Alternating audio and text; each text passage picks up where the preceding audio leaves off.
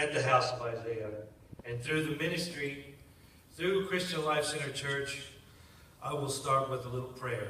And I hope that God helps provide me with the words to send the message to you today. God, give me the strength, give me the words, guide me, let me be the light, so that I may shine to bring glory to your name and your Son, Jesus Christ, in his precious name. Amen. All right. I got the call Friday night, asked if we were going to be in attendance for the graduation. I leaned over to my wife and I asked her, are we going to make the graduation? She said, yeah, we can make the graduation. And I said, yes, sir, we'll be able to make the graduation. He said, well, then how would you like to be a guest speaker?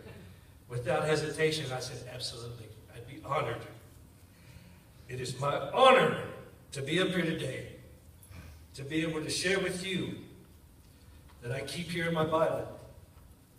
It is from my graduation from 2011, July the 10th, 6 months of completing the house of Isaiah, and I keep that right here in the very front of my Bible.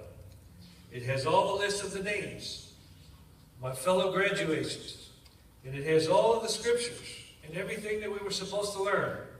To this day, the only one that really, truly resonates within my heart, and it stands up and it stands out, is the very first one that we were taught. It's Jeremiah 33:3. That's right. It's called unto me, and I will answer you, and show you great mighty things which you do not know. My brothers and sisters, I can't tell you, to let you know how deep and cut to my core, because 31 years of my 48 years on this planet, I was a drug addict. 31 years.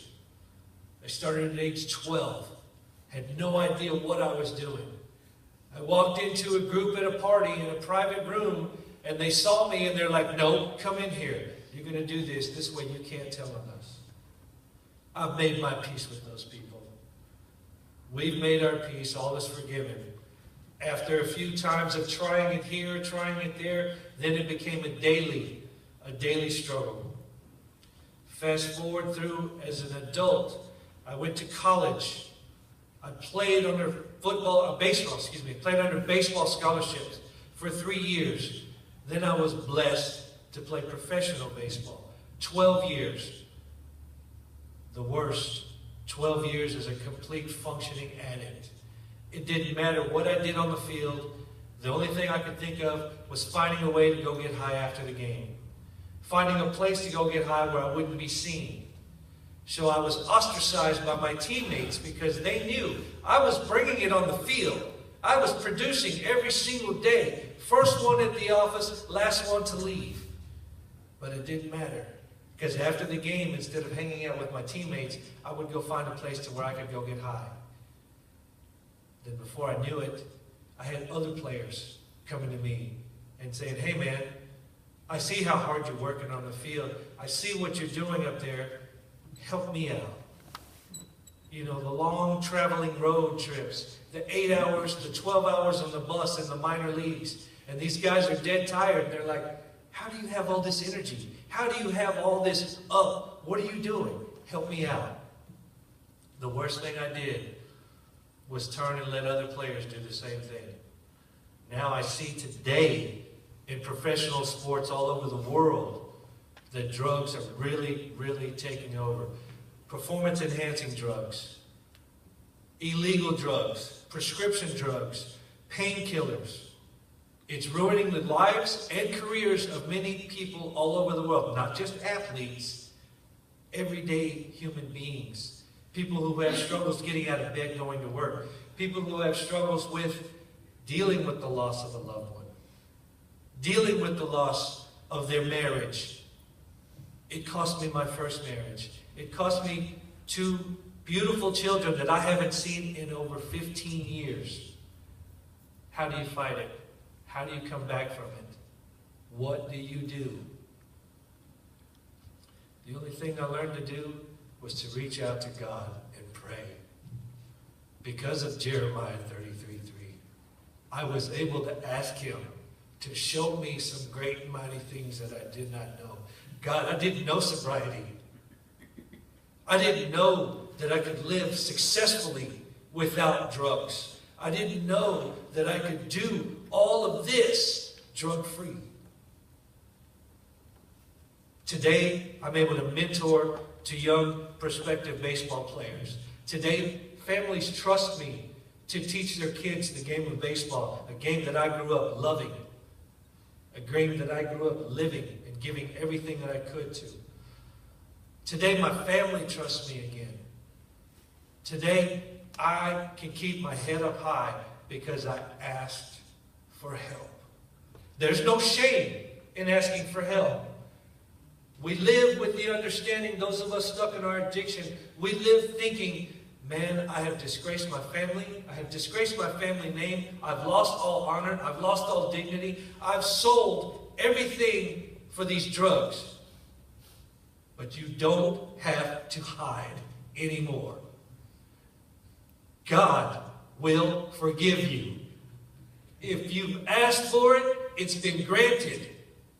He's given it to you.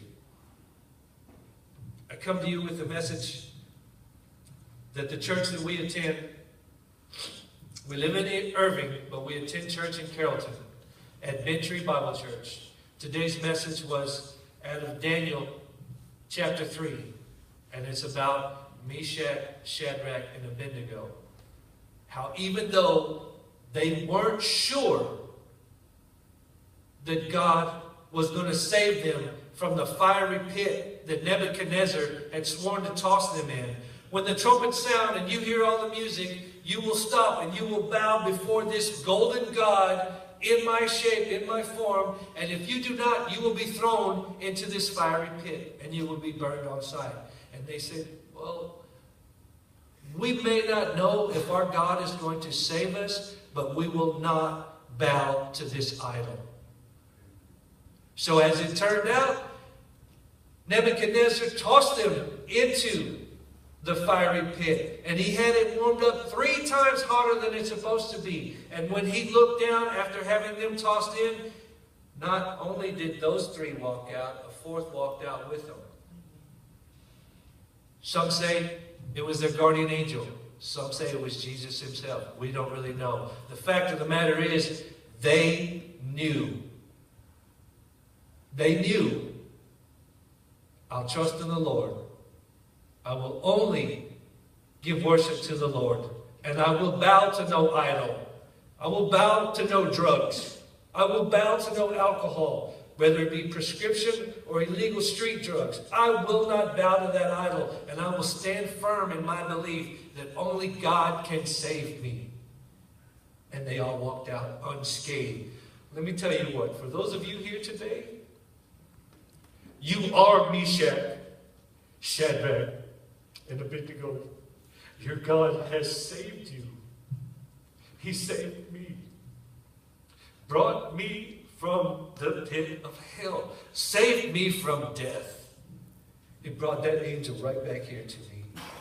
Her daughters, my family, who I hadn't talked to in 6 months.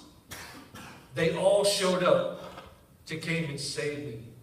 They sent me to the house of Isaiah. The very first night I walk in, and I see Barkley coming down the hallway. I see Joseph. I see Larry. And it's like, what have I gotten myself into? What am I doing? They take my vitals. When I weighed in, and they slight 139 pounds. And they looked at me and they said, do you have any allergies? Yeah, I'm allergic to onions. They all looked at each other and they said, this boy's going to die out here.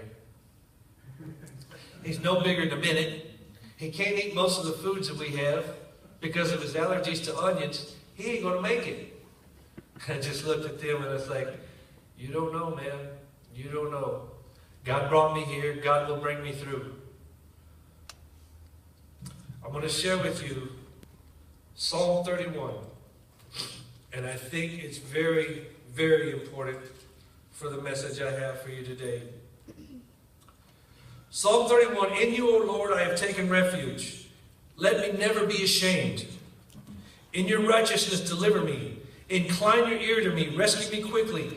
Be to me a rock of strength, a stronghold to save me. For you are my rock and my fortress. For your name's sake, you will lead me and guide me. For you will pull me out of the net which they have secretly laid for me. For you are my strength.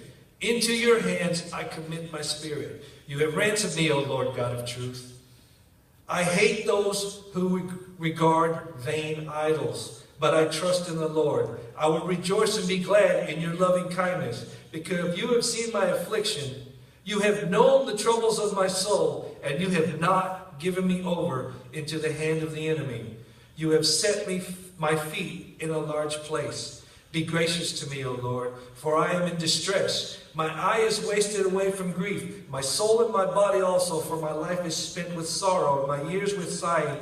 My strength has failed because of my iniquity, and my body is wasted away. Because of all my adversaries, I have become reproach, especially in my neighbors, and an object of dread to my acquaintances. Those who see me in the street flee from me. I am forgotten as a dead man, out of mind. I am a broken vessel, for I have heard the slander of many. Terror is on every side, for I have heard. While they took counsel together against me, they schemed to take away from me. But as for me, I trust in you, O Lord. I say, you are my God. My times are in your hand. Deliver me from the hand of my enemies and from those who persecute me. Make your face to shine upon your servant. Save me in your loving kindness. Let me not be put to shame, O Lord, for I call upon you. Let the wicked be put to shame. Let them be silent and show. Let the lying lips be mute, which speak arrogantly against the righteous, with pride and contempt. How great is your goodness!